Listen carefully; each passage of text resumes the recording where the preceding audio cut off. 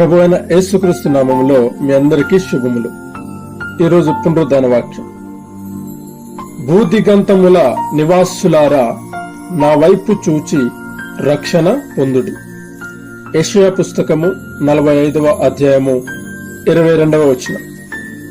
ప్రియమైన సహోదరి సహోదరుడా, దేవుడు లేఖనాలు సెలవిచ్చిన రీతిగా దేవుడు అంటున్నాడు, భూదిగంతముల నివాసులారా, నా వైపు చూచి రక్షణ పొందండి అని దేవుడు స్పష్టంగా లేఖనముల ద్వారా పలుకుతున్నాడు.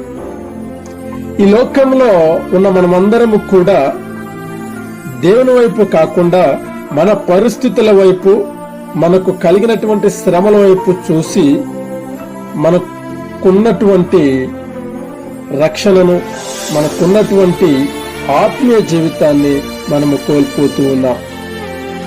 లేఖనంలో మనం చూసినట్లయితే దేవుడు అంటున్నాడు, నీ సిలువను నీవు మోసుకొని నన్ను వెంబడించుము అని.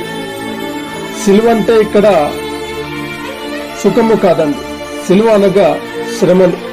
మన శ్రమల భారాన్ని మనం మోసుకొని ఆయనను వెంబడించాలి, ఆయన వైపు చూడాలి. అప్పుడు దేవుడు నీ భారాన్ని తాను మోసి నీకు రక్షణను కలుగచేస్తాడు. అయితే ఇక్కడ ప్రతి ఒక్కరు కూడా నిరీక్షణ జీవితాన్ని కలిగి ఉండాలి. ఎవరైతే ప్రభు యొక్క పిలుపుకు లోబడి ఆయన వైపు చూస్తారో ఖచ్చితంగా వారి జీవితంలో, వారి కుటుంబంలో రక్షణ ఉంటుంది. హల్లెలూయా. ఆనాడు పాపాత్ముడైన జక్కయ్య దేవుని పిలుపుకు లోబడి ఆయన వైపు చూచినప్పుడు ఆ కుటుంబానికి, అతనికి రక్షణ కలిగింది.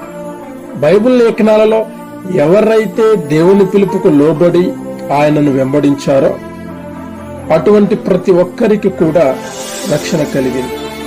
హల్లెలూయా. ప్రియ సహోదరి సహోదరుడా, ఈనాడు దేవుడు నిన్ను నన్ను పిలుచుచున్నాడు. నా వైపు అనగా దేవుని వైపు చూడమని అంటున్నాడు.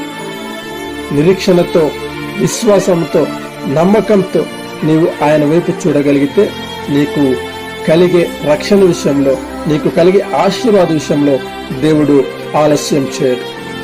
కనుక ప్రియమైన వారలారా, దేవుని వైపు చూసే బిడ్డలముగా మనముందాం. అట్టి రక్షణను మనము పొందుకుందాం. దేవుని కృప మనకు తోడయుండును గాక. ఆమేన్. ప్రార్థన. సర్వశక్తిమంతుడా నా యేసురాజా, నీ బంగారు పాదములకు వందనాలు.